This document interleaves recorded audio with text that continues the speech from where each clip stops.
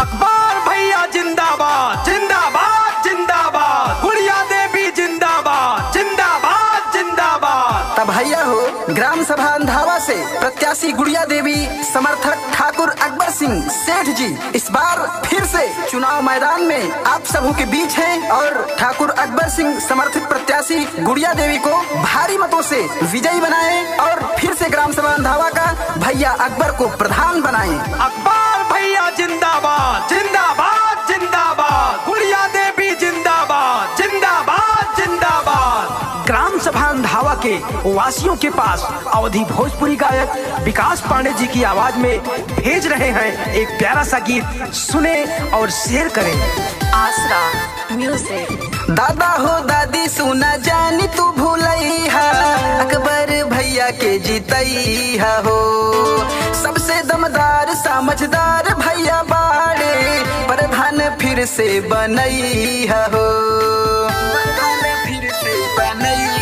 ए हो दादा हो दादी सुना जानी तू भूलैहा, अकबर भैया के जीतैहा हो। सबसे दमदार समझदार भैया बाड़े, प्रधान फिर से बनैहा हो। गांव के विकास और सुधारी समाज उठावेला सबके आवाज, फिर से जीतैहा भैया कैले बानी जम के विकास, फिर से जीतैहा भैया कैले बानी जम के विकास, फिर से जीतैहा भैया।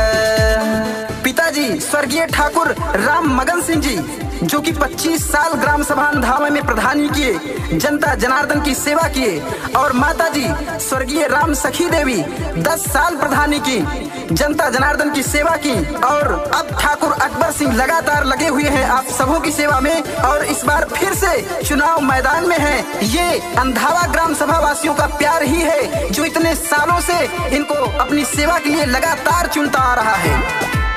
जैसे पिछला बार जीता बनी, वैसे एहू बार जीता दी, बचल बाबी जवन कमावा अब की बार में पूरा दी। अकबर भैया के प्रत्याशी गुड़िया देवी के जीता दी, बचल बाबी जवन कमावा अब की बार में पूरा दी।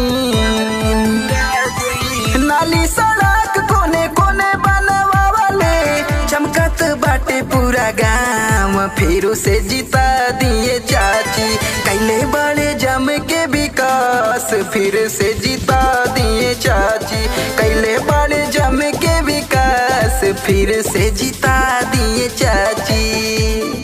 अकबर सिंह ने पूरे गांव में जगह जगह पर लाइटें लगवाई, पूरे गांव में पूरे ग्राम सभा में कहीं पर भी कोई कच्ची सड़क नहीं है, सारी सड़कों को पक्की करवा दिया और गरीब दुखियों के हर सुख दुख में सबसे पहले सबसे बढ़ चढ़ कर हिस्सा लेते हैं।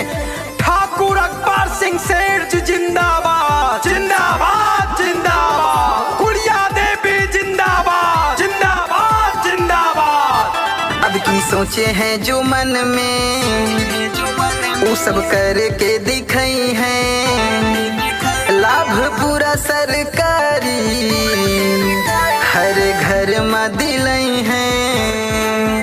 अब की सोचे हैं जो मन में वो सब करके दिखाई है, लाभ पूरा सरकारी हर घर में दिलाई है। बूढ़ा जवान सबके साथ लेके चली है, करी है सपनवा सकर, फिर से जीतई है भाभी कैले बड़े जम के विकास, फिर से जीतई है भाभी कैले बड़े जम के विकास, फिर से जीतई है दादी।